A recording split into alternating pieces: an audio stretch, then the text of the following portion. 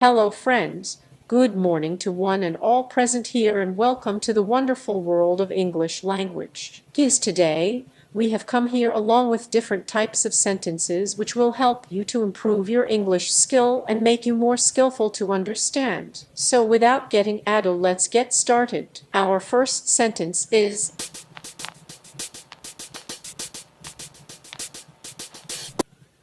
तो स्टूडेंट्स, आज का हमारा फर्स्ट सेंटेंस है उसे फ़ोन करने की क्या ज़रूरत थी।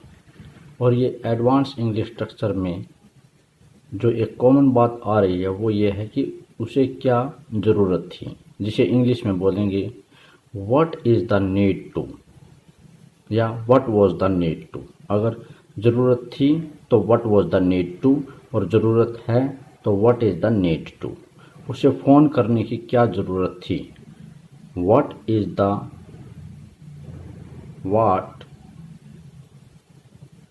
was the need? What was the need phone करने की? To call। और किसी को तो फ़ोन किया ही है, तो किसी लड़के को फ़ोन किया है तो हिम, और लड़की को फ़ोन किया है तो हर। तो what was the need to call him या हर। नेक्स्ट सेंटेंस, वहाँ जाने की क्या ज़रूरत थी। What was the need?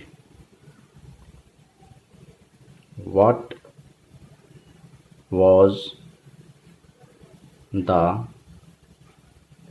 need to कहाँ जाने की, वहाँ। Go there, go there। उसे वहाँ जाने की क्या ज़रूरत थी। What was the need to go there? उसे अपमानित करने की क्या ज़रूरत थी। उसे अपमानित करने की क्या ज़रूरत थी। What was the need? What was the need to insult him? To insult him। अगर कोई लड़की की इंसल्ट की गई है तो what was the need to insult her? Next sentence, उसे बताने की क्या ज़रूरत थी। What was the need? What was the need? What was the need to tell him? To tell him या her। What was the need to tell him? उसे उससे पूछने की क्या ज़रूरत थी, या उससे पूछने की क्या ज़रूरत है में हम टेंस को चेंज कर देंगे प्रेजेंट के according. What is the need. What is the need to क्या करने की, पूछने की। आस्क हिम या her. What is the need to ask him या what is the need to ask her. उसे पढ़ाने की क्या ज़रूरत है। What is the need. What is the need to पढ़ाने की इंग्लिश क्या बोलेंगे, टीच हिम या her. What is the need to teach him. एक बार फिर से इन सेंटेंसेस को दोबारा पढ़ लेते हैं। उसे फ़ोन करने की क्या ज़रूरत थी। What was the need to call him. उसे वहाँ जाने की क्या ज़रूरत थी। What was the need to go there. उसे अपमानित करने की क्या ज़रूरत थी। What was the need to insult him. उसे बताने की क्या ज़रूरत थी। What was the need to tell him? उससे पूछने की क्या ज़रूरत थी। What was the need to ask him? अगर हम कहें उससे पूछने की क्या ज़रूरत है तो what is the need to ask him? उसे पढ़ाने की क्या ज़रूरत है। What is the need to teach him? I think ये सारे के सारे सेंटेंसेस आपके समझ में आ गए होंगे।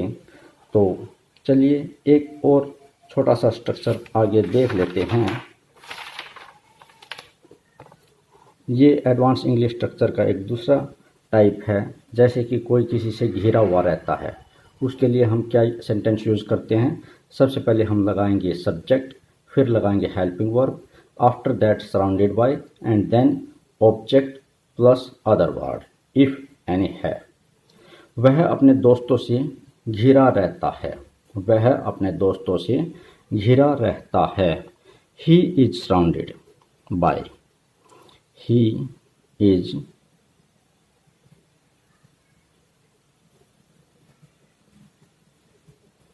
सराउंडेड बाय किससे?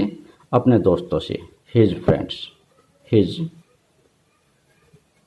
Friends. He is surrounded by his friends. वह पार्टी में सुंदर लड़कियों से घिरा हुआ था। Past. He was surrounded by. He was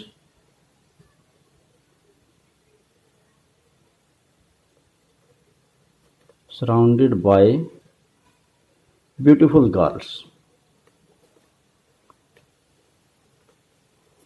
Beautiful girls at party. At party. He was surrounded by beautiful girls at party. शहर सुंदर पहाड़ों से घिरा हुआ है।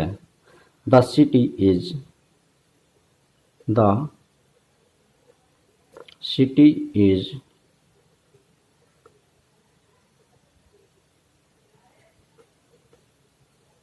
surrounded by beautiful mountains. Beautiful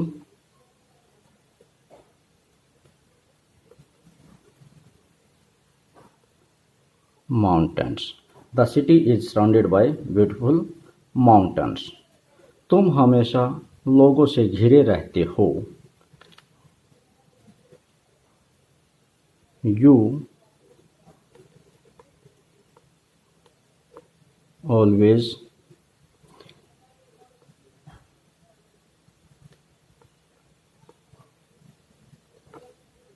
surrounded by people. You always surrounded by people. मैं हमेशा दोस्तों से घिरा हुआ रहता हूँ। I am always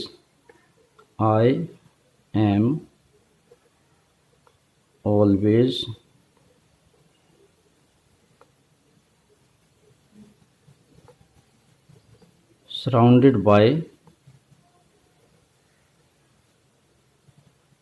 friends. एक बार फिर से इन सभी सेंटेंसेस को रिवाइज कर लेते हैं। वह अपने दोस्तों से घिरा रहता है। He is surrounded by his friends. वह पार्टी में सुंदर लड़कियों से घिरा हुआ था। He was surrounded by beautiful girls at party. शहर सुंदर पहाड़ों से घिरा हुआ है। The city is surrounded by beautiful mountains. तुम हमेशा लोगों से घिरे रहते हो। You always surrounded by people. मैं हमेशा दोस्तों से घिरा रहता हूँ। I am always surrounded by friends. I hope ये कुछ सेंटेंसेज हैं जो आपको डेफिनेटली पसंद आए होंगे।